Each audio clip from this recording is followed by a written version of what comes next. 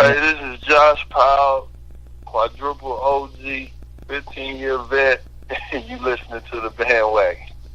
What is going on, ladies and gentlemen? Today is Thursday, July 12th, 2018. Thank you so much for tuning into today's edition of the Bandwagon. Great show for you today as two-time NBA Champion Josh Powell and the Quadruple OG. Josh Powell jumps in the wagon. As always, from Green Bay, Wisconsin, my name is Alex Strofe. You can find me on Twitter at Alex_Strofe. Joining me, as always, is my right-hand man, my partner in crime, and to be very soon, just a couple of weeks, my in-person friend, Mr. Victor Hensley. You can find Vic on Twitter at Freezeal, F-R-E-Z-E-A-L 33, Freezeal33 on Twitter. Mr. Victor. Carmelo Anthony isn't allowed to own a reptile in Arkansas. I'm just saying. What? Bah! And just punched him right in the jaw. I was feeling like Rocky. I got to look at the drunk driving arrest with my fine-tooth comb. What was the last thing you jumped on? The Bandwagon. Well, what's up, man? Happy Thursday. Happy Thursday. A lot has gone on since the last time we talked. It's been 2 weeks. LeBron's a Laker. Boogie's a Warrior. Carmelo Anthony's something. I'm not really sure what the terminology is for him. A lot's happened. It's been insane, hasn't it? Yeah. But at the same time, free agency's kind of sucked this year. Am I the only one that thinks that? It's not. It's been really boring. It's been anticlimactic because you imagine that LeBron would go to L.A. The only big shocker was really DeMarcus Cousins to Golden State, which is a move you and I both despise and like at the same time. And yeah, that's pretty much it. PG stayed. I guess that was kind of a surprise. CP3 and Durant re-signed. That wasn't a surprise by any means. Am I missing anything? Gordon re-signed. Capella's probably going to re-sign. He hasn't yet, but I'm sure They're like $40 million off right now, is what I hear. He'll re-sign. Where else is he going to go? Fair enough. People are saying he might go to L.A. There's no way it's going to happen. They don't have the money for that. I mean, they probably do have the money for that, but that's not going to happen. But anyway, yeah, crazy stuff. Kawhi might be traded. I don't know how you feel about that. That's an interesting situation in and of itself that I don't even want to dive into. No, because personally, I don't think he's going to. I don't either. He's going to stay in San Antonio this year. I think so too. Oh, you changed your position. I did. Okay, I did. I'll respect that. Just as LA should do, they should hold still. Yep. So let's jump in real quick. In a second, we'll talk about. Well, I guess no. Right now, let's talk about LeBron right now. LeBron and Boogie, I guess, combined. How do you feel about LeBron? I think the move. I did a debate on ESPN with Jason Fitz. That's new as well. I won first take, your take. Finally, thank you for all the support to everybody. I want to throw that out there real quick. Thank you, Victor. You being one of the many. Really do appreciate it. Great debate with Jason Fitz on ESPN's First Take, Your Take. You can check that out on Facebook, or it's linked on my Twitter if you want to check it out on there. But anyway, back to it. Thank you. Back to it. I love the move for a couple of reasons. Number one is merchandise sales. Laker jersey 23. It's going to sell like freaking hotcakes. I love the fact that LeBron is going to a team that's just as bad, if not worse, than the Cavaliers team he brought to the finals last year. I don't love the move because your league's better when your best player's winning. But I'm really excited. I'm actually like genuinely excited to see how LeBron does in LA because I mean this guy is the greatest player of my lifetime. I never got to see Jordan in his prime, so I mean he's definitely the best player by a landslide that I've ever seen, probably in any sport. And I'm really excited to see how he does on a scale that's as big as Los Angeles, but a team that's pretty much as bad as Los Angeles, though they are in the come up. I'm really, really genuinely excited to watch LA this year. I am not genuinely excited to watch LA this year. Nothing about Los Angeles is exciting. Nothing about the Lakers is exciting. They are, as you mentioned, they're the Cavs from last year. They're the Western Conference Cavaliers. You can't say a darn thing else because it's the truth. The potential is way higher than that doesn't Cavaliers. Matter. This season, 100% agree for the future. But right now that doesn't matter. Brandon Ingram is, in my opinion, entirely overrated. Lonzo Ball also pretty overrated. They just lost Julius Randle. That was big. Who I also thought was overrated.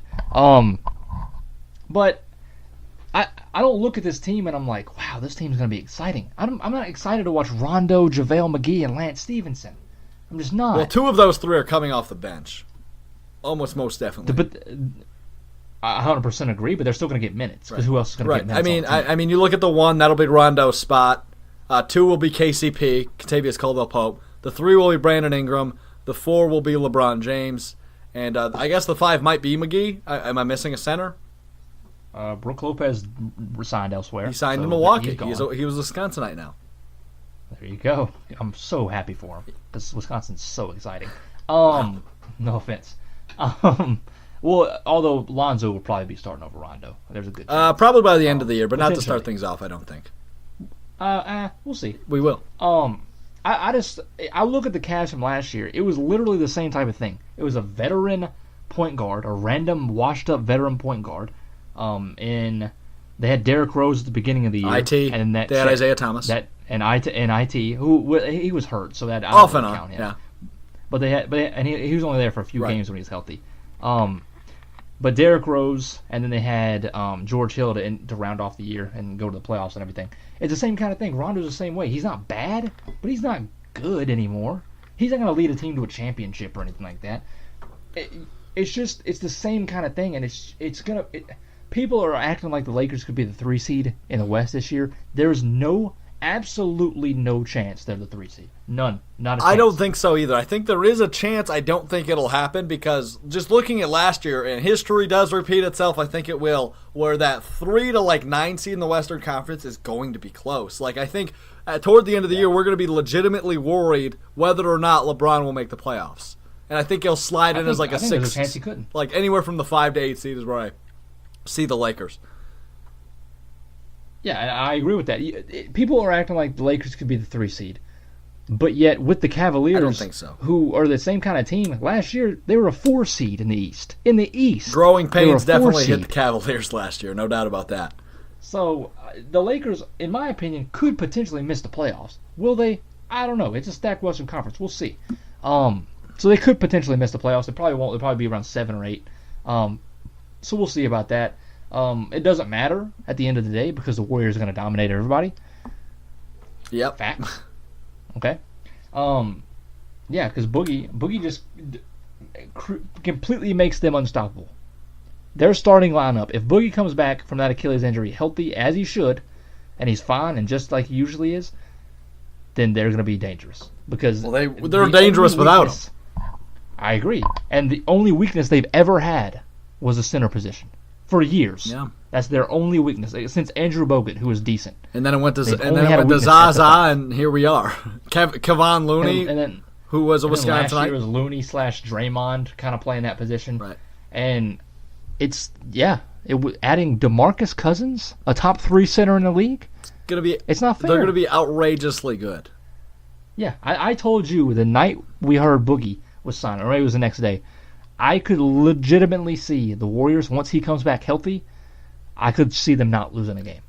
I don't think they will in the playoffs. I think they could potentially go 16-0 on their way on their way to their 3rd straight title. I think it is a legitimate, really, really good chance they go 16-0 en route to their 3rd title. Now, there's a chance. Now, Boston might give them a little bit of trouble. Not a lot. I think so. But they might get a game. As long as Kyrie and Gordon Hayward stay healthy, that team's going to be really good. Now, I want to bring up something on I know we don't often do this really serious sports talk where we kind of get into debate, but I want to bring something up for both bringing up Boston and Golden State, most likely our finals matchup this year. Chemistry is really important. Now, Boston will obviously have the opportunity to develop that throughout the year as Gordon Hayward and Kyrie Irving are both supposed to start opening night, right? So chemistry should not be a concern for them come finals time. However, the Warriors, they might be without DeMarcus Cousins until the playoffs or just beforehand, right? So a debate that's brought up, and I'm actually on the other side of the fence, so I'll get there in a second with that, is chemistry might play a role. How is DeMarcus Cousins going to find his role? How is he going to fit in to an offense that's played together the last 2, make it 3 years now in the Big Four in Steph, Clay, Kevin Durant, and Draymond? How is he going to fit in? Because usually he's a number 1 or number 2 option. I mean, he was basically number 1 and number 1 with Anthony Davis in New Orleans. They split pretty much that big load. In Sacramento, he was always the number 1 option. How is he going to fit in as a 4th or 5th option on the offensive end? And I, like I said, I'm on the other side of the fence. I think he's going to fit in just fine. I think he knew his role the day he agreed to sign. So they will be unstoppable. Yeah, I'm not even worried about that. I mean, first of all, I think there's a chance he could come back in around January. So, I mean, he could potentially play the whole second half of the regular season, plus the playoffs. So I'm not worried about that as much. Plus, like you said, he obviously knows his role, knows his place. He knows he's not going to come in and be the number 2 scorer. Exactly. I mean, he is fourth at best. Probably fourth. I mean, yeah, the 4 and the 5 on that team being Green and Boogie, respectively, are the 4th and 5th options. So, I mean... Right. Yeah, he'll be a defensive liability, obviously, because he's going to have to defend. I mean, Horford probably, maybe, or Aaron Baines. I mean, he's going to do fine. Right. The thing that we need to think about is we've had in previous years, JaVale McGee, Zaza Pachulia, and Kevon Looney playing this role, and now all we need Boogie to do, or all they need Boogie to do, is be just as good as they are, and he's going to be better. I mean, they've won 3 out of the last 4 championships. Should be 4 out of the last 4. Right. But one thing I want to talk about real quick is I think there's something we need to talk about with Carmelo Anthony. Your guy is probably leaving Oklahoma City. Yep.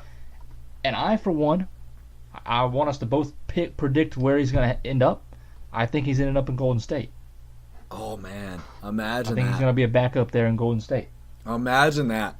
I don't think he wants to be a backup. And with Houston losing Trevor Ariza, I think it's almost 100% Houston.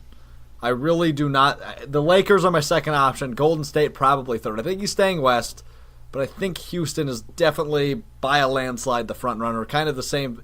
I would compare it to the feeling I had about LeBron to L.A. I think it is a landslide frontrunner, but potentially somebody could sneak up. But I see Houston, no doubt, right now signing Carmelo Anthony, which would be the biggest mistake they could make. Okay, we can talk about why he'd be the biggest mistake. That'd be the biggest mistake in just a moment. Sure. Let me go ahead and give my take. Like I said, I think he's going to the Warriors, and here's mainly why. We didn't know that Boogie was going to be a ring chaser, right? We didn't know he was just going to hop on for a quick, easy ring. If there's one dude in the NBA that would do that, it's Carmelo Anthony. He does not want to end his career without a ring. I'll give you that. That's fair. That is absolutely fair. He is already heavily criticized for. I believe you talked about this earlier off the air. You mentioned how he is the most overrated NBA player of all time. He's probably number 2 on my list. Yeah. Oh, who's number 1? Vince Carter. I heard you say that before, and I think that's absolutely ridiculous. So that's a different topic for a different day. We can jump into that when it gets even slower here in the next couple of weeks. But while we have an actual topic, let's jump into it. Carmelo Anthony, who is by far the most overrated player in the NBA right now, because I really don't consider Vince Carter part of the NBA right now. He's there. We talk about legacies of players and parts we choose to forget about. I talked about that in my debate with Fitz. I think if LeBron doesn't win, and if he is just if the LA run is absolutely atrocious, it's going to be comparable to the Washington run for Michael Jordan. And I think at this point in Vince Carter's career, he's there, but that's a different story for a different day. Carmelo, on the other hand, currently a player that still plays a lot, puts up numbers, and gets face time, is the most overrated not by a landslide. There's another player that I throw in there, and I'll get there in a second while we're on the topic of overrated players. Carmelo right now is the most overrated player in the NBA because people think he can still pack a punch, which he cannot throw at all. He's like Floyd Money Mayweather in 30 years. Like when this guy's using a walker to walk around. This is Carmelo Anthony in the NBA right now. This guy cannot provide what you need him to offensively. Though Houston won't use him as an offensive liability, or defensive for that matter, he still will not provide what they're going to need out of him. He'll be the third option. Probably, you could argue Capella if he stays. But Carmelo is just, you look how much he threw off, how he skewed that Oklahoma City offense last year. And trust me, I know firsthand, especially in those playoffs. He was taking shots he didn't need to take. He was never making the extra pass. Colin Cowherd brought up the stat in the herd earlier this week. He was 72nd of 82 possible forwards or eligible forwards in plus-minus last year. And this is a guy that was a borderline, if not an all-star, an MVP caliber player like 5 years ago. This guy has gone downhill as fast as Derrick Rose and Jeremy Lin did. Okay, Jeremy Lin was good for 12 games. But that's a fair point. Yeah. Oh, hold on. I disagree forgot to with make a point. My other guy that's right up there for being way too overrated, we've talked about it before, Blake Griffin. I don't really agree with that. I mean, he helped those Clippers teams go half decently far in the playoffs. That was like 5 years ago. Well, yeah, but he's on the Pistons now. They're not going to. Who aren't half bad. They might make the playoffs this year. They're in the Eastern Conference. I could make the playoffs in the Eastern Conference. So anyway, I agree with the thing about Carmelo being overrated. He's not good. He's pretty much a liability in all facets of the word, in all senses of the word. But here's the thing, man. Is I think if Houston were to sign him, first of all, it would give him depth, 100%. That's at the very least, as you mentioned to me earlier. They've got like what, 2 forwards on the roster? PJ Tucker and Ryan Anderson. Yeah, that's it. Yeah, which they're not bad players. Ryan Anderson is sneaky good in my opinion. I remember him back in his Orlando days. He can hit the three like nobody else in the league. But anyway, I think it wouldn't be a bad thing for them to sign him, just for depth. But here's the thing. Wherever he goes, if he goes to Houston, Golden State, Los Angeles, wherever he chooses to go, he needs to accept a backup role. He's not a starter. Remember when he laughed? Houston, remember when he laughed at a reporter last year for bringing that into the light? Yes. Yes, it's ridiculous. He won't accept it. He is 100% a backup. Yeah. At this point in his career, and so the only thing I could see him not going to Golden State for is because he's going to have to be a backup. That's the only reason I could not see him going to Golden State. Other than that, I 100% think he's going there because he is a ring chaser. He's going to go 1-year deal. Get $5.3 million or something like that. Get a ring and he's good. Go somewhere else or retire, something like that. All right, that's not a bad theory. Cents. That's not a bad theory whatsoever. Right. Hey. So, any other free agents we got to hit? No, but bringing up all the free agency news, before we get to Josh Powell, let's jump into our SportsMe question of the week, which is, should the NBA change its playoff format with LeBron and company, obviously Boogie joining that team, LeBron moving west? It seems like all really, really good superstars are in the Western Conference these days. I mean, Damian Lillard probably won't be an all-star again, so that's food for thought.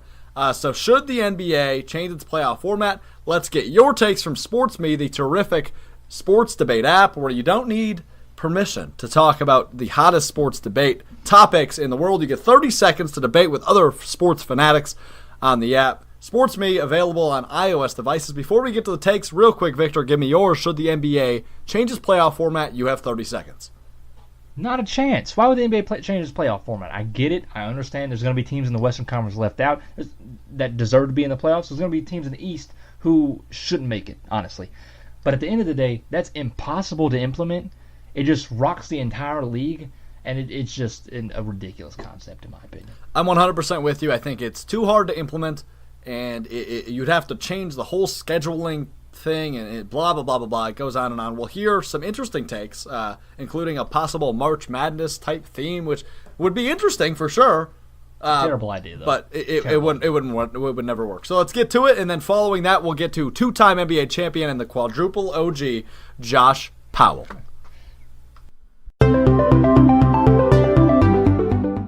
You know what should happen? Actually, they should change it to the 16 best overall teams. And they should do it NCAA tournament style. Top seed gets a home game.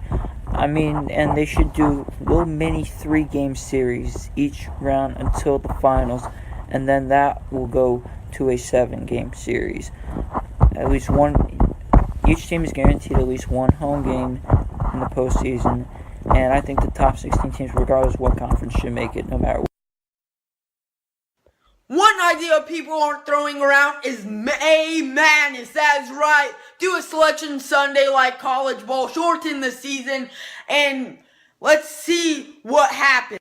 People have been throwing this idea for years and it hasn't come down to it. Do something like it during like the D-League season and see if it works. It'll help NBA with views because people will watch the selection Sunday.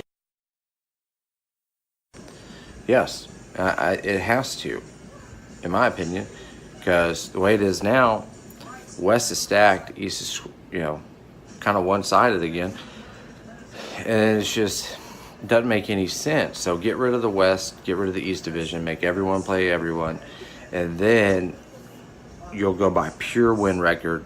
Doesn't matter what side you're on, and that will force owners to invest in players, and that'll even it back. Yes, I honestly would love to see that. It would make things so much more fun and interesting. But at the same time, like, I love tradition. The East versus the West, it's always been like that. And you want to change it because the West has better players. It just doesn't seem right. Like, I'd love to see it, but I don't know. This doesn't seem right.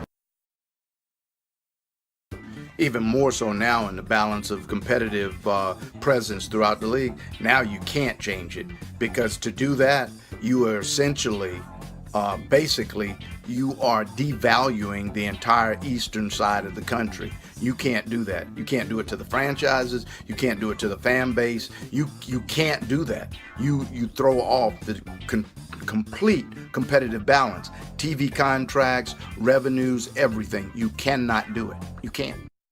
On top of everything you just said, Shot Doctor, the balance of power in between the two conferences shifts on a pretty regular basis. Just as fast as the Western Conference gained power, the East will eventually take it right back. We got to remember, the Boston Celtics, when healthy, can give any team in the Western Conference a run for their money. And Philadelphia, now with another year under their belt, could do the same. 2 of the top 5 teams are in the Eastern Conference. We can't forget that. Exactly, you guys, and just to add on just a little bit there at the end, as the LeBrons and the Stephs and the KDs are on the decline, the Simmons, Embiid, and Tatums of the world are going to be on the incline. We are joined now by 2-time NBA champion and 2 times due equals 4. Make that the quadruple OG. Former NBA player, a decade and a half veteran, Mr. Josh Powell, jumping onto the wagon now. Josh, thanks so much for joining us today. Oh, man, I appreciate you guys for having me. So we'll talk all things your career, what's going on in the NBA now, and, of course, your foundation, which we'll get into a little bit later. But I want to start with what you introduced yourself as at the beginning of the program, the quadruple OG. Is there any explanation, or is that just off the top of the noggin? That was just off the top, just having a little fun, you know.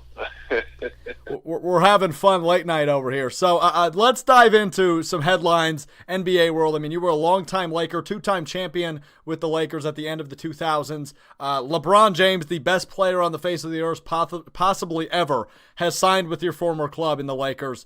Talk to me about this move, Josh. I mean, are you excited, or are you pissed off that there's greatness that maybe shouldn't be a Laker? Talk to me about this move.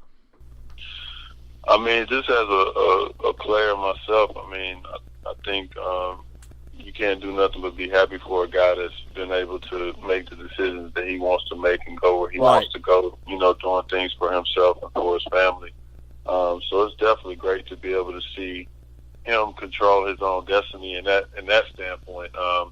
I'm excited to see what he's going to do in the West. I mean, obviously this is his first time in the West, and the West is loaded this year. Oh, yeah. You know, it's like everybody's in the West, but being that he's in the West, I mean, you got to put the Lakers in conversation with them being able to make, you know, some type of run. And obviously they still have some time to get some more pieces and, you know, make some more movement. But I'm excited about it. You know, LeBron is an exciting player to watch, to see what he's been able to do in his 15-year career and still going has been amazing. Just how he is as a leader, you know, how he backs his teammates, you know, his words of encouragement, you know, just the way that he, you know, does with the group of guys that he has. I mean, you can never count those guys out. So I'm excited to watch it. I'm excited to see, you know, what they'll do, how they'll look. I'm excited to see the young core and some of the guys that they kept and how they'll be, you know, having a veteran like that and you know, Rondo and some of those pieces. So I'm looking forward to it. You know, it's good to have the purple and gold back in action. So salute to Magic and Rob for making that happen. That's huge. So let's say right now that the roster stays the same as it is currently. So you add Lance Stevenson, JaVale McGee, LeBron, Rondo, those guys. And they don't get Kawhi or anybody like that. Where do you have the Lakers, first of all, in the playoffs, and then how far do you have them going? I mean, I definitely think they'll go to the playoffs, but I mean, when you got the King, you can't never count them out. I mean, I think last year was a prime example of, what he's capable of doing. And, the fact that he was able to take that team, and it's, again, I think people go a little bit too hard on disrespecting teams and players, but, I mean, he had a group of a lot of guys that had never been on that stage and in that position before, and he was able to get back to the finals yet again. And furthermore, they should have won game 1. They should have won game 3. So it's, if they take care of business and do the things they're supposed to do, it's a totally different series. It's just fortunate for Golden State that they were able to still be kind of asleep and get wins, and then they finally woke up, and then it was over. But I mean, you just can never count him out. And with LeBron, heading to LA, you've got Kawhi, who's talked about next year. He's 100% going to go to LA, regardless of where he's traded this year. That's where he seems to be leaning.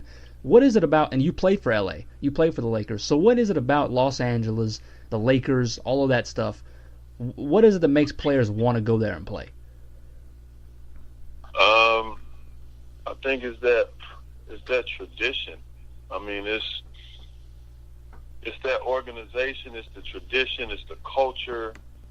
It's so many things just about LA that make it what it is, and just how the team is perceived by the city. Obviously you have the weather. People live and die, and they bleed for that purple and gold.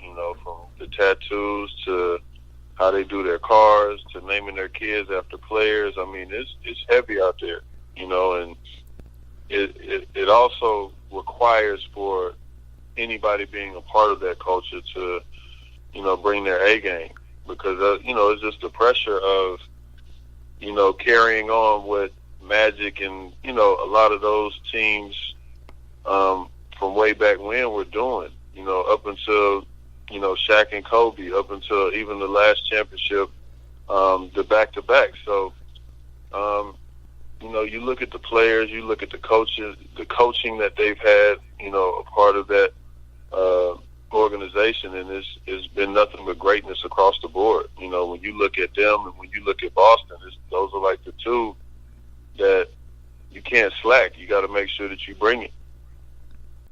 Yeah, Josh, last question on the current NBA situation. I got to ask, man. Victor and I talked about this last week on the show. It pissed both of us off, man. DeMarcus Cousins, who potentially could be the best or second best big man in the entire NBA, went to a squad that's won 2 straight titles in Golden State. What are your thoughts on that one? I mean, for one, if you are the owners or front office, I think that if you guys were in that position or anybody else was in that position, you would absolutely take DeMarcus Cousins if you had a chance to do that. Mm-hmm. Absolutely. No doubt about it. I think that, the funny thing about everybody else is,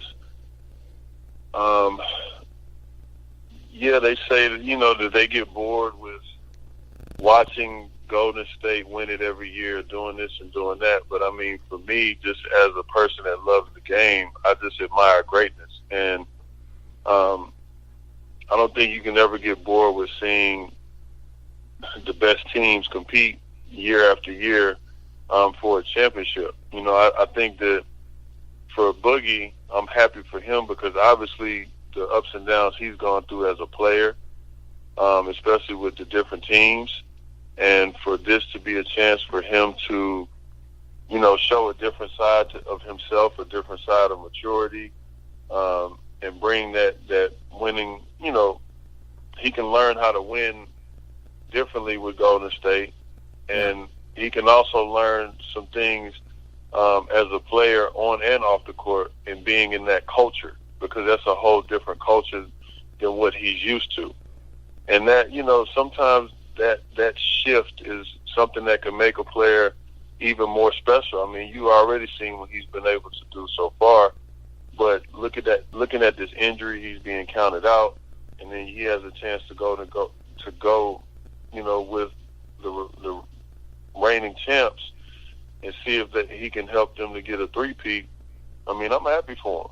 You know what I mean? I think that Matt Barnes, in the interview that he did, I think it was on First Take, he said it the best, and just how he worded the whole situation with Boogie and everything else. So I like it. Obviously a lot of people feel like it's unfair, but if those people were in their shoes, why wouldn't you put that together? I don't think any GM would turn away some of the best players in the world if they gave them a chance to win a championship. That's just ridiculous. You're absolutely right on that point. I can't disagree with that, though I think it kills kind of the competitive nature of the NBA. And speaking of the competitive nature, you played with debatably and probably so the most competitive guy in NBA history in Kobe Bryant. You won a couple of championships alongside of him. So I want to know what it was like at the end of the 2000s, playing alongside guys like Kobe Bryant and Pau Gasol, Derek Fisher, some greats, and winning those titles. Talk to me about those couple of seasons in LA. Well, when I got there, I was actually with the Clippers the year prior to when they went to the final and lost to Boston.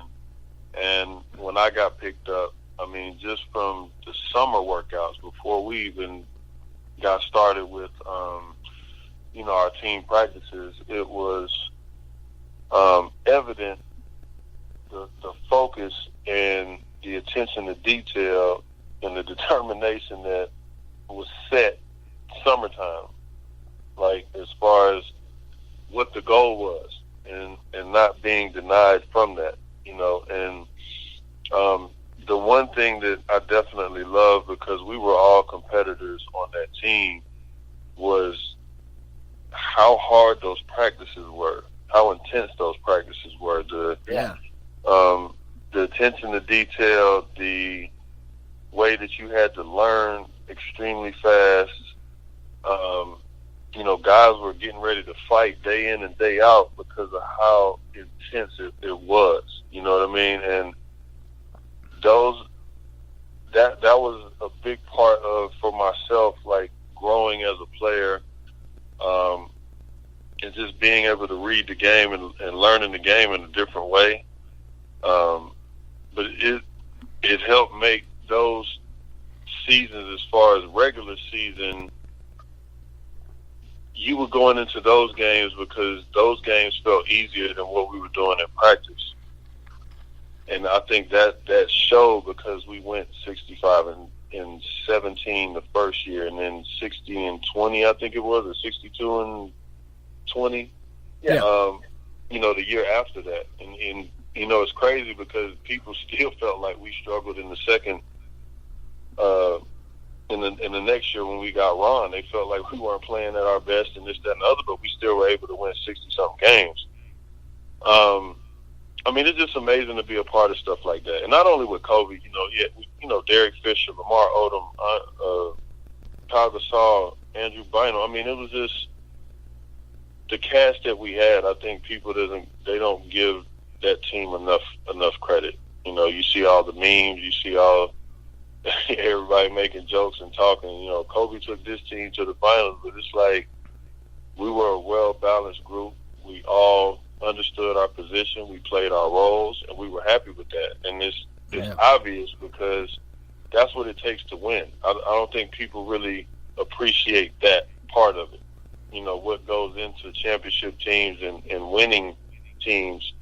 And you wonder why some teams don't win or can't never get past certain points, is because people don't buy in. They're not fully committed to what the bigger task is at hand. Right, and just speaking kind of on that competitive nature and everything, I have often said stuff like I would take Kobe over LeBron if I was starting a team, mainly because I love the competitive nature of Kobe. Just can you speak on real quick during games, in practice, whatever, what are the kind of things that Kobe would say to teammates? Would he try to get you guys riled up, angry, things like that? Like, how intense was he? Was he as intense as he seems all the time?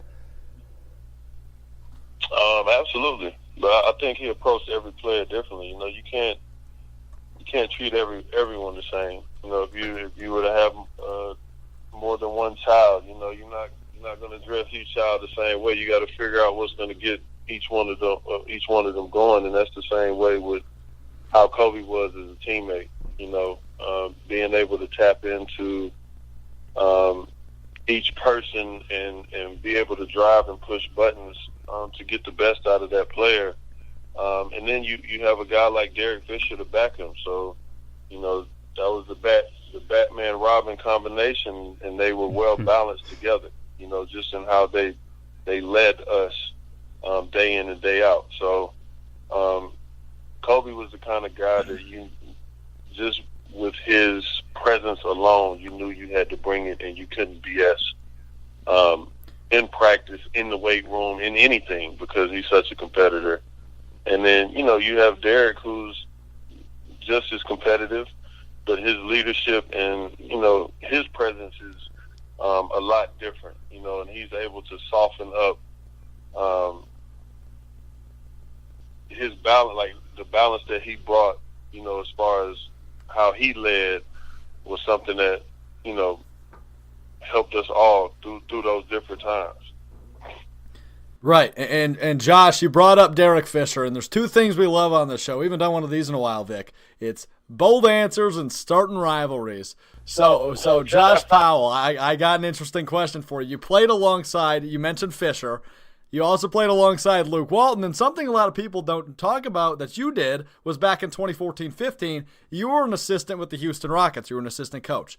So three coaches right there. Are you the best coach of Fisher, Walton, and yourself? I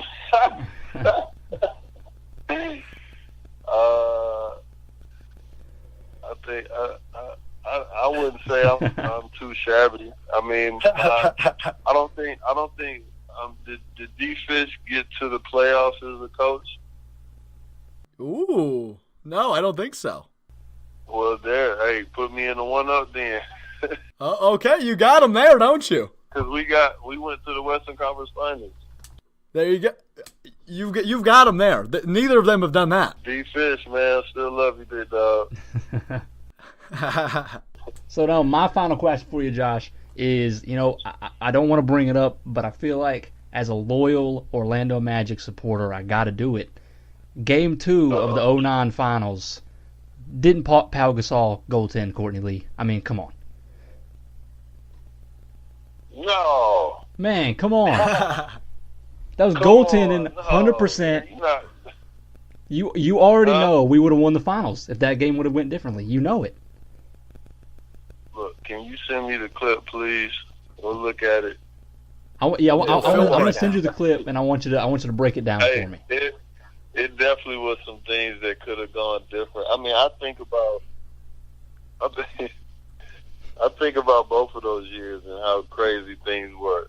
I mean, look at, what was it, the first championship year? Look at how, with the Houston Rockets, I mean, Gal goes down, and it seemed like on paper it should have been gravy, and they took us to 7 games. It was ridiculous.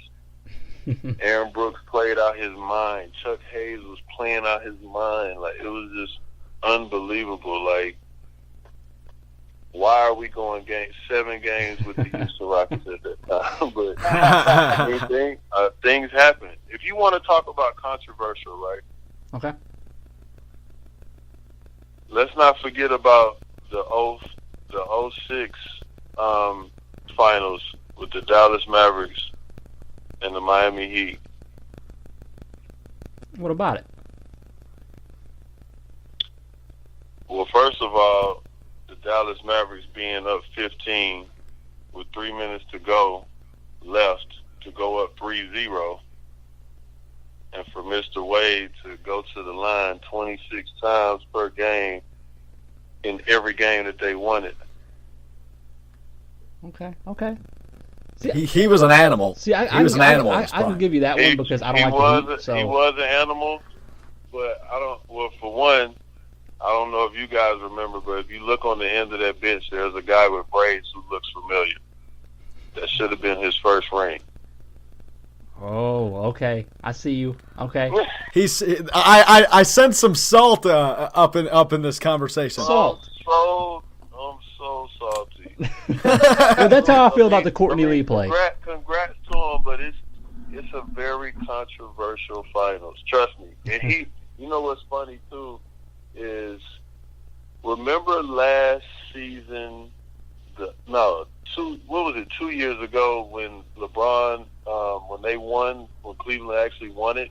Yeah. And the controversial call with Draymond being suspended. Mm-hmm. Yep. And if Draymond doesn't get suspended, Cleveland doesn't win that championship. That's accurate. I agree with that. It was a turning point, and I don't know if you guys remember, but D Wade actually tweeted out that he was like, this actually reminds me of the 06 finals.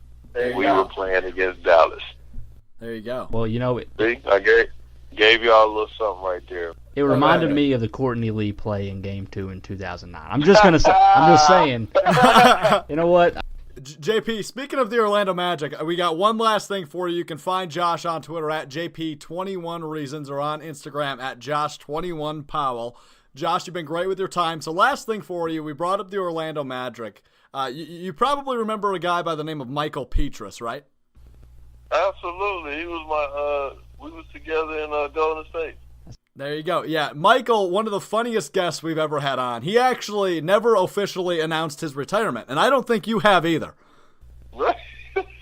And you know, Josh, you know what Michael did when he came on these airwaves? We played some background music for him, and he gave an impromptu retirement speech thanking all of his friends and family back home in France. So, Josh, to put you on the spot, if you're calling it quits, I want an impromptu retirement speech to finish out this interview. All right. Let's see here. First, I would like to thank, my family and my loved ones for being there for me throughout this whole process, through the ups and the downs, being able to support me and help me and guide me along the way. I just want to tell you thank you. I want to send a huge shout out to every organization who gave me a chance. First and foremost, the Dallas Mavericks and Avery Johnson, for seeing something in me and believing in me, and giving me the chance to fulfill something that was a part of my dream, especially coming from Clayton County and growing up playing in the gym at Riverdale, not knowing what would be to come, but definitely grateful for those moments and those chances and opportunities.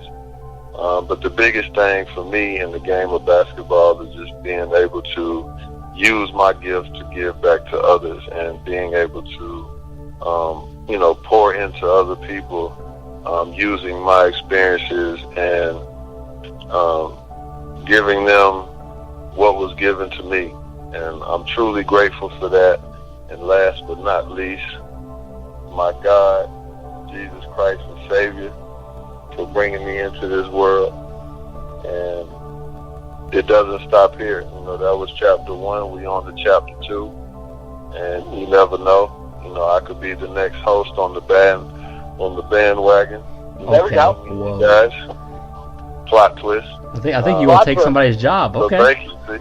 I gave y'all a shout out as well. I appreciate it. I love it. Well, I'm so glad we were a part of it. Hey, Josh, the foundation is 21reasonstogive.org if you want to go check it out. You've done a phenomenal job with that. But last thing for you, real quick, there's a list of 21 reasons on your website. I want you to pick one. What's the best 21 reasons to give?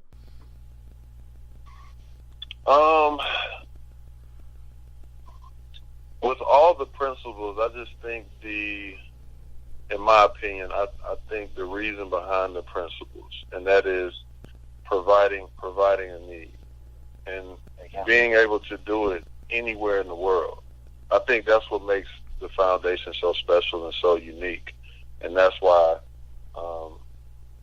I wanted to do it the way that I wanted to do it in that way. Because, a lot of foundations, they make you try to focus on one thing and, hit that away every time that you're doing something. But for me, my heart is big, and I didn't want to just be in a box with how I help or how I give back. That's not how I move and how I operate. And I wanted to be able to put something together where I can help in so many different ways. I think that's what life is about. And that's what really makes it beyond special for me. So that's one of my biggest missions, especially now that I'm coming to the end of my career, is to be able to heavily get out here in the communities and do my part in helping out. And it doesn't only mean financially, but just giving your time, giving your life experiences and things that can help somebody, going through something. So those things are, extremely important to me. And, that's one of my bigger missions. And, brothers, I appreciate you, giving that some attention, because, everything going on in this world, man, it's sometimes you don't know where to start because it needs so much, you know what I mean? Right. But I'm just thankful that every day, no matter what, I'm able to do something and be able to give back in some way, shape, or form. So that's something that is a huge passion of mine, and it's something that I've been doing since the beginning of time, man. I give somebody the shirt off my back if they needed it. So I'm just grateful that I'm in a position and I'm able. Well, not only is he a good interview, he is a fantastic person. That's Josh Powell, formerly of the NBA, now living his best life. 21reasonstogive.org is the foundation. Josh, thank you so much for spending some time with us. We really do appreciate it. Hey, fellas, I appreciate y'all, man, and hopefully we can get a part 2 in. I hope so. We have so many questions left, so we'll do it again. We definitely should. I try to make sure I knock them out the park, man. So I look forward to it, and definitely we can dig into some other things, man. I'm an open book, so I appreciate you guys for having me and for the opportunity. The Quadruple OG, ladies and gentlemen. Thank you so much, Josh. Thank you. Thank you so much to all of you on SportsMe and Josh Powell, the Quadruple OG, for joining us today on the Bandwagon. A lot of good stuff again from SportsMe and some great stuff from JP. I'm just going to say real quick, man, he changed the subject really fast when I brought up the Courtney Lee Pau Gasol thing. I'm just saying. We're going to have him do a film breakdown for us, and we're going to put it on our Twitter. I want to see this, man. I want him to break down the film on it. Because he told us to send him the film, but like I'm telling you, he said that one little tidbit, and then he was like, well, yeah, but what about the 2006 finals? Yeah. And it's just like, come on, man. I think you agree with me. You're just not gonna say it, but it's okay. It's all right. I'm not salty. I'm salty, but it's okay. He was salty about the 2006 finals. He was a little salty. That was 12 years ago, Josh. You've got 2 rings still. Like, let it. Could have 3. Too bad. Could have as many as LeBron. Food for thought.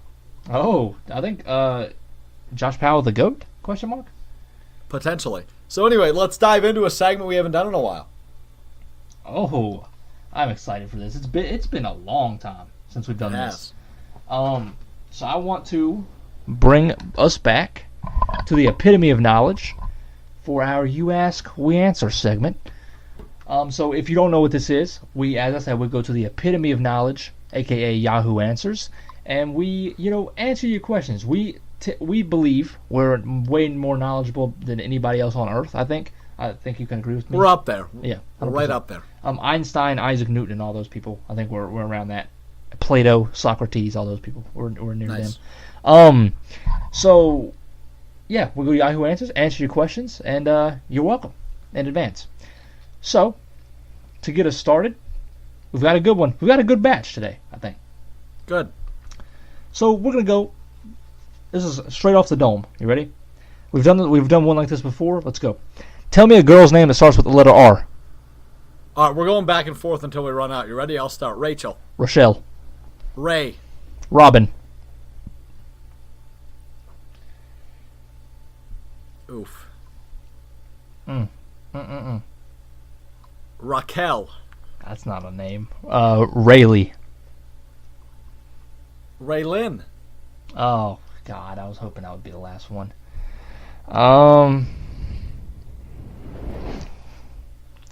There's got to be some more.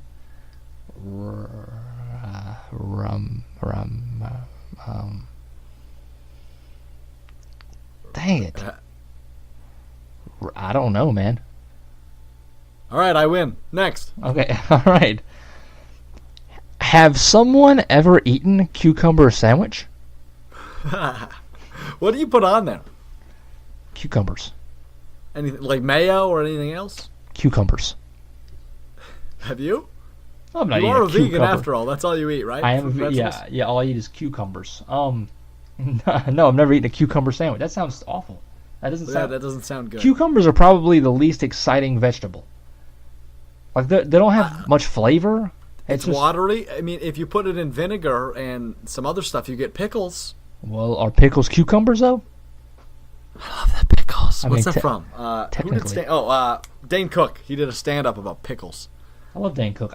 Fun fact: in fifth grade, sixth grade, we wrote a book, and each kid in my English class got it published by some little publisher. I took a story that was in a Dane Cook stand-up bit. I took the story and turned it into a dog doing it instead of him, and I got that published. It's called Danny the Dog. That is awesome. So you can read it when you come. I think I have it on my bookshelf. It's called Danny the Dog. I actually wrote another one. I wrote a sequel about him going to rehab. So anyway, you are a messed up individual. I am that. So next up, thoughts on the following singers/bands. So what we're gonna do here, Alex, is there's a list of singers/bands. We're gonna do one words, rapid fire one words about all these bands and singers. You ready? Hit me. 5 Seconds of Summer. Come up. That's 2 words. Hyphenated. They're on the come up. They're better than they used to be. Who? Katy Perry. Overrated. Creepy. Okay. Meghan Trainor. Indifferent. Bass. Rachel Platten. Fight. Who? Kendrick Lamar. Solid. Fire. Alicia Keys. Fire. Pianist. Ooh. She plays the piano, I think, sometimes. Imagine Dragons. Interesting. Overrated. Ooh. Uh-oh. Hot take. One Republic.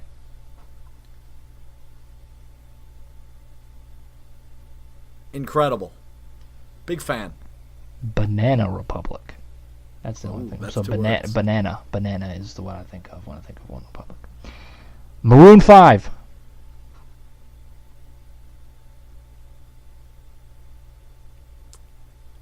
I'm gonna go a couple words here. Hit or miss, man. Hit or miss. Okay.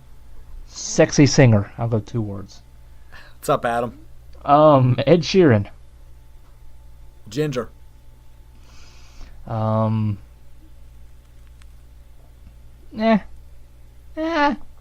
Doesn't know how to pronounce the word grass. He doesn't? Dancing in the grass. He's British. Give him a break. He doesn't know it. That's fair. He doesn't know English. Sam Smith. No. Hair. He's got nice hair. Does he? I think he does. I think it's I went to middle school with a man named Sam Smith. I once went to prison with a man named Sam Smith, so You never went to prison. that's accurate. Ariana Grande. Crush. Vegan. Really? She is that. Does that change your mind a little bit? Is that No. pique your I've always had a crush on her. pique your interest a little bit? Okay. Lord. Missing? What happened to her? I'm gonna go. Who again? She had like one song, didn't she? And she wears black. She actually made a song with Post Malone not too long ago. Post Malone is hot garbage. Last one, Iggy Azalea. Speaking of hot garbage. I'm gonna go 2 words again. I'm gonna go Swaggy P. All right, that was fun. Next up, my mom keeps saying, oh no. My mom keeps saying that when she dies, she wants to be cremated. How can I get her to stop? She always says she wants to be cremated. And after she gets cremated, she said she wants her ashes to be thrown into the ocean.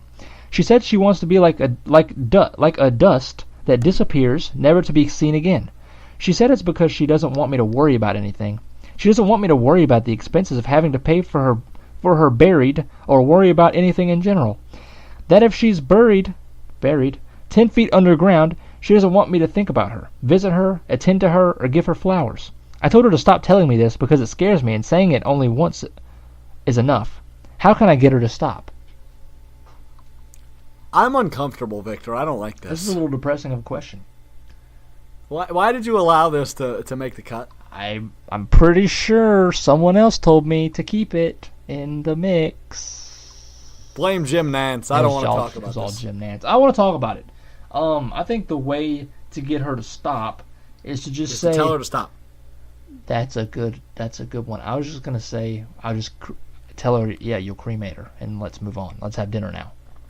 Like, just say, hey. That's not bad. And then just, you know what? If you don't want to cremate her, just bury her yourself in the backyard. Whatever you want to do, man.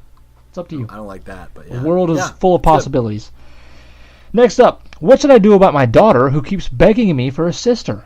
I have 3 sons and 1 daughter. We can't afford another baby. There's also no guarantee that it will be a girl either. My daughter is incredibly jealous of families with 2 or more young girls. We're not financially and emotionally equipped to handle 5 kids.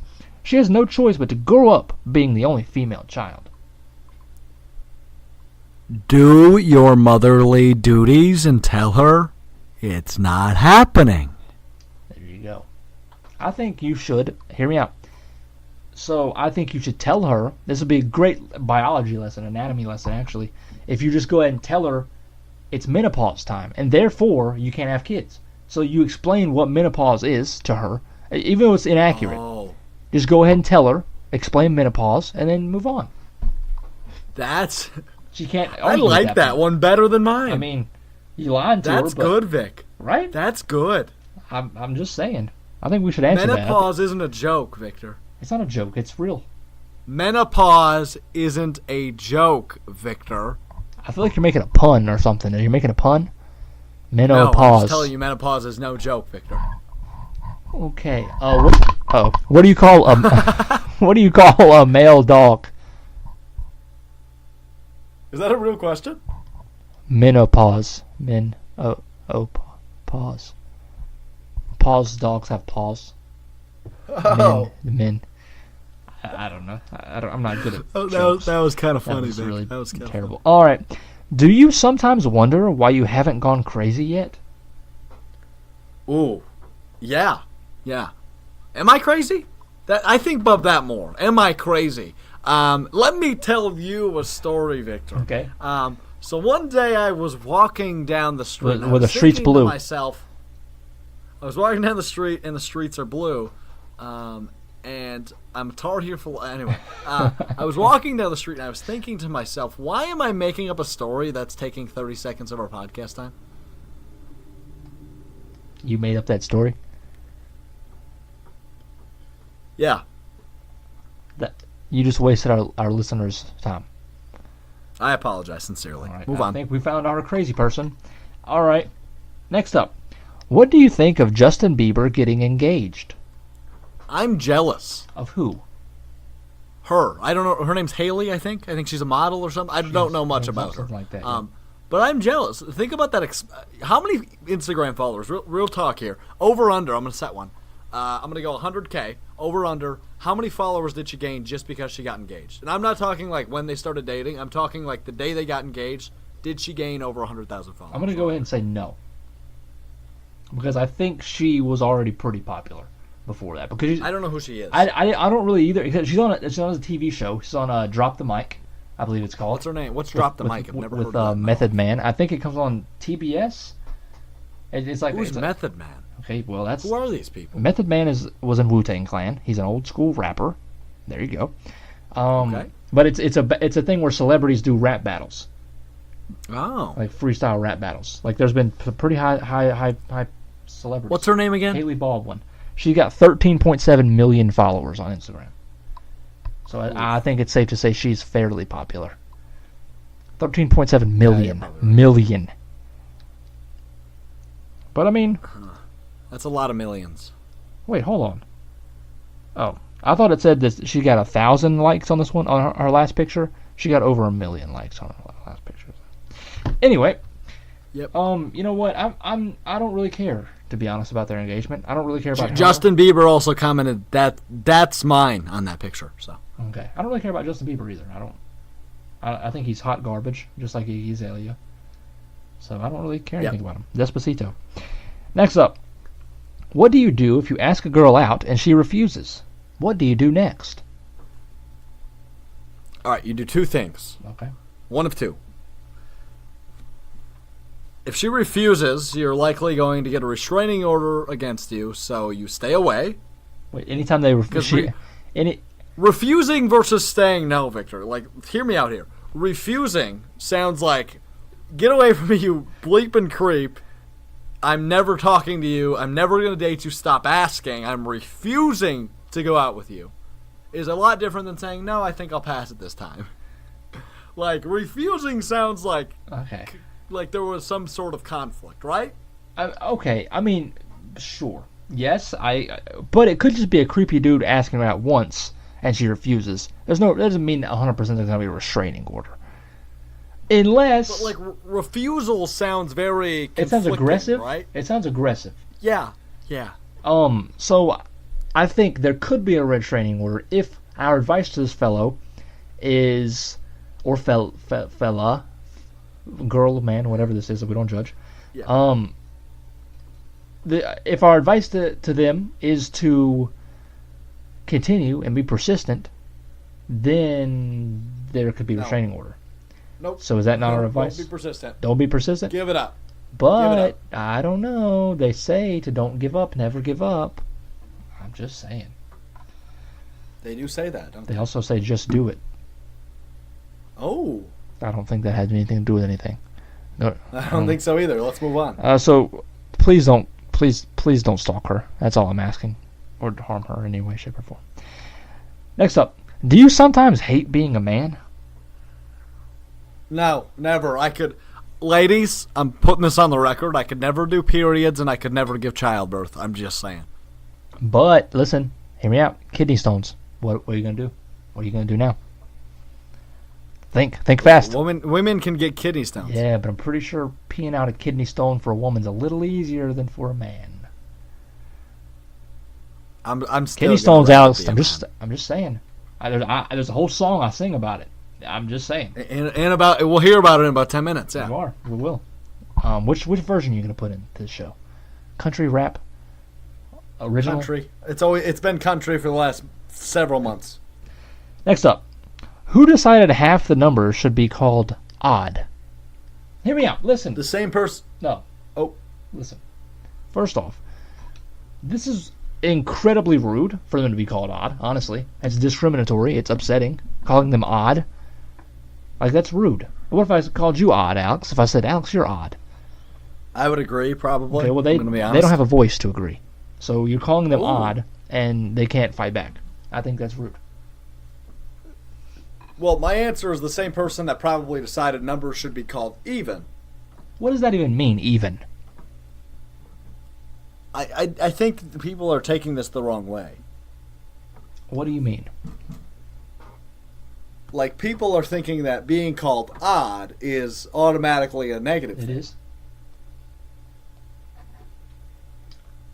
You're one of those people. I am. You're a follower, not a leader, is what you are. And you're odd. Actually, you'd be even because more people are followers than leaders. Allegedly. More people are followers than leaders. What am I even talking about? I don't know. I don't really know what that has to do with anything. Next up, if you could stop aging, what age would you pick? 25. Why 25? All right, hear me out here. Okay, I'm hearing. Everything you can possibly purchase is now legal, unless it's like marijuana and you're not in a state that has that recreationally or medically or whatever.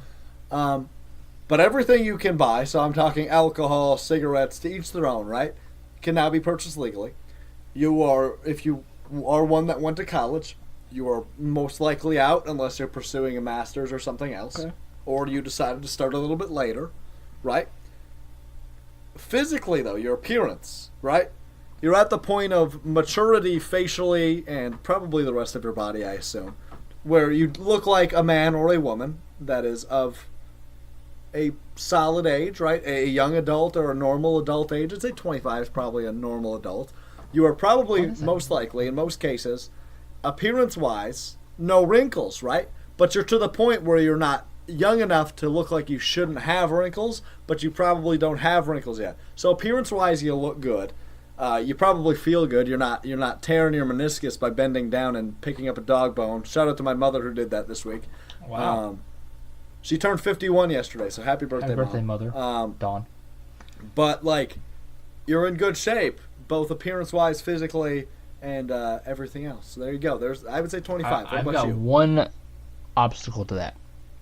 I think the only issue with what you're saying, you're talking about, you can do everything, everything's legal, whatever. Nothing.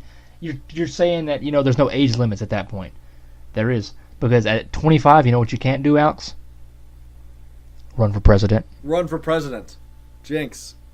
So, joke's on you, Alex. 35 is when you can run for president, and that is exactly why my age that I would pick is about 10 years old. Here's why.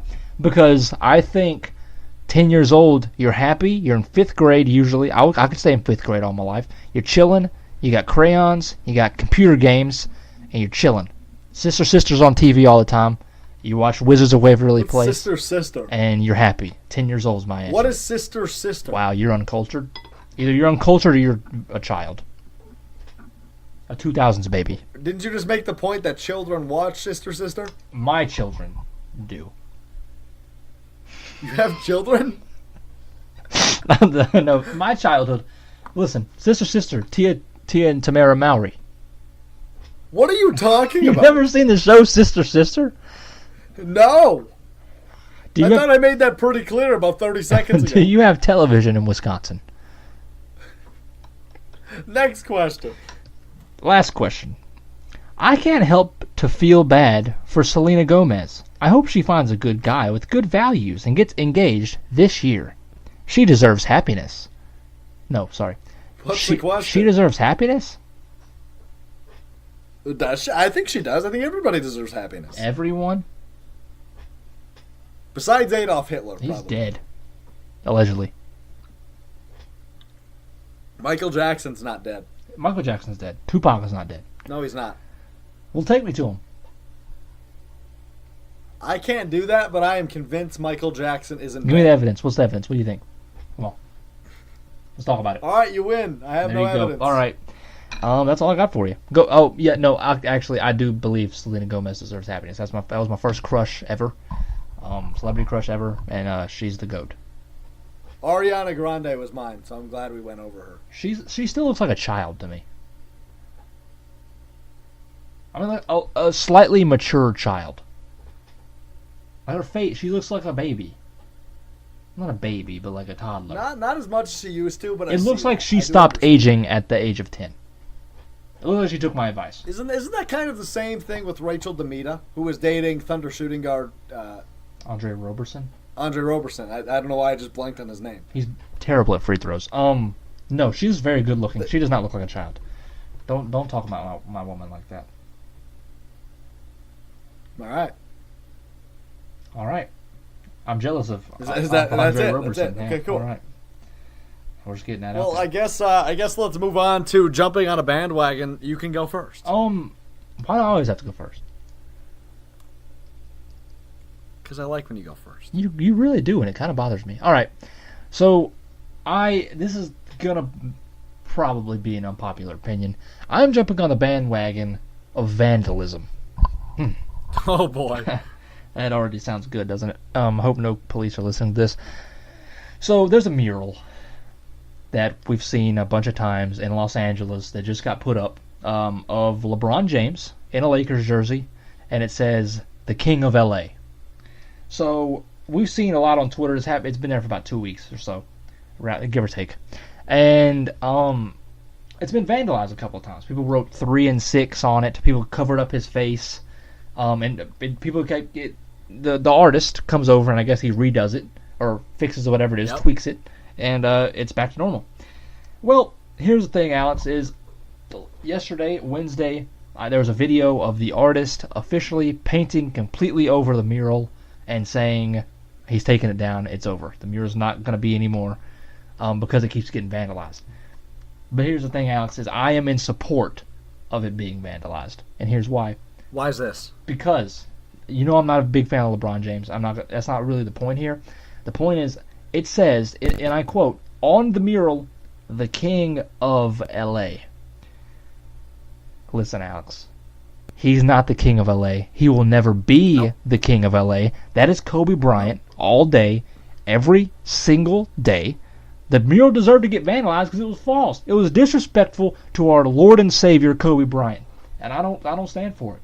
So I'm jumping on the bandwagon of vandalism. Good job, everybody who harassed that mural and its artist, even though he's probably a good guy. He has terrible sports opinions and takes, and he deserved to have his mural vandalized. All right, fair enough. Our Lord and Savior Kobe Bryant. That's got something to it. That's got. I think we should propose that to him. Yeah. I like it. He's a big soccer guy. World Cup is heading to the final, and I think it's Croatia and France. France. Croatia and France. Who you got France. on Sunday? France. 100% France. Go France. Michael Petrus. I agree. I don't think. According to my sources, Croatia does not hold a candle to France, so I'm going to go France as well. If France wins, can we get Michael Petrus on the show? Yes, please. Okay. I'm in. Anyway, let's move on to my bandwagon, and I am jumping on the bandwagon, unfortunately, of harsh realizations and self-humiliation. It rhymes as well. How catchy!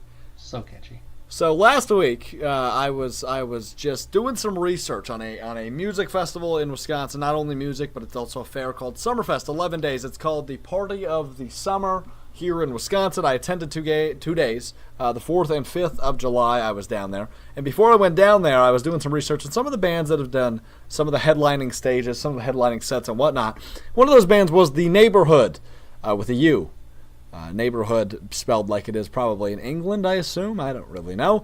But that said, I recognized that name, but I didn't know why, so I went to their iTunes page and saw that it was a bunch of men, and I noticed the top song, and it is the following, a very big hit from, I believe, the year 2013 or 14.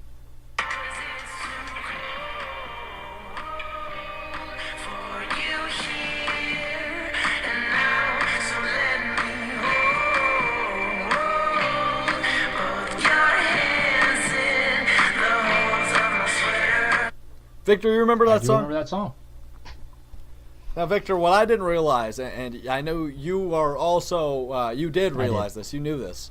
That's sung by a man. Yeah, it is. Yeah. That sounded like a woman to me for the last 5 years, and I had no idea. Okay. And the best part, and this was pointed out to me by a guy I do some radio shows with at school named Jake Senholz. And he pointed this out to me over Twitter because he actually saw The Neighborhood at Summerfest, his third or fourth time seeing them. And he pointed out to me the first line of that song is literally, "All I am is a man." That is the first 6 words of that song. Yeah. Harsh realization is that's sung by a man, and my last 5 years of that song have been a lie. That's it all I literally, he tells you it's a man. Like, most songs don't even do that. He tells you, I'm a dude, so please don't think I'm a woman, and you still thought he was a woman. That's tragic. Yeah, I'm an idiot. I don't want to talk about it. You obviously do. You jumped on the bandwagon of it. You could have not brought it up. Yeah, you're right. I'm done talking about it. Okay, I respect that. I respect your decision. I apologize. All right. Thank you very much. So that'll wrap it up. Josh Powell, thank you so much for joining again at JP21Reasons on Twitter and at Josh21Powell on Instagram. You can find the foundation at 21reasonstogive.org to learn all about the great things he's doing with the 21 Reasons to Give Foundation. For Victor at FreeZeal33 on Twitter, I'm Alex at Alex_Strofe on Twitter. That'll do it. Until next time. Carmelo Anthony, if you need a lawyer about the reptile thing in Arkansas, I'm your guy.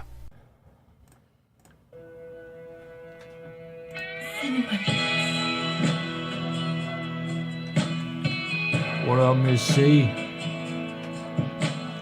It's your boy V Hen. You knew I'd have to come at him again. 2018. 4 years later. Change the style up a little bit.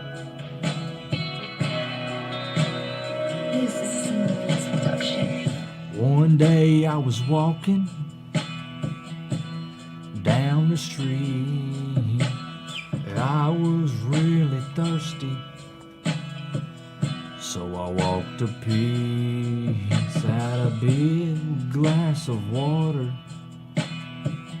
Then I had to pee, so I ran all the way home.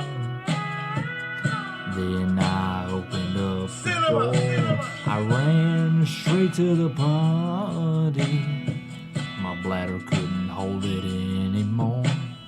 I lifted up the seat, and then I began to pee. They went from the kidneys to the urethra, down to the bladder, where it all matters. Then through the urethra, where I'll have to release you out the urinary meters. Then it exited my penis.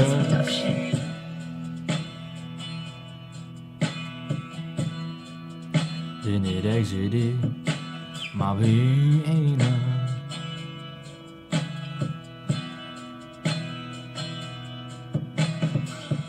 Later on that night, I had a pain that I couldn't fight. I was dizzy and I had to throw up, and my temperature was as high as you know what. I couldn't take it anymore, so I had to go to the doctor. I got checked out. Yeah, boy, was about to pass out. Then the doctor came in to give me my diagnosis. Last night I was up until 10, worrying about this prognosis. He said, well, Houston, we have a problem. I said, whatever it is, Doc, we're gonna solve it. Tomorrow's production available in today's morning. I'm about to put down this microphone. I'm about to put down this microphone.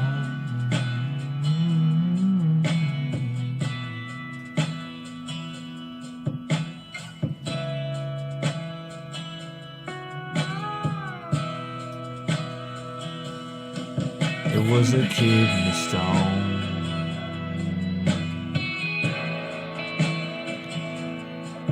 It was a kidney stone.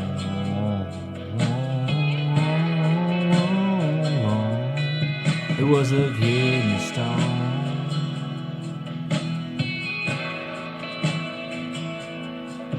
And we out. Drive safe. Thank y'all.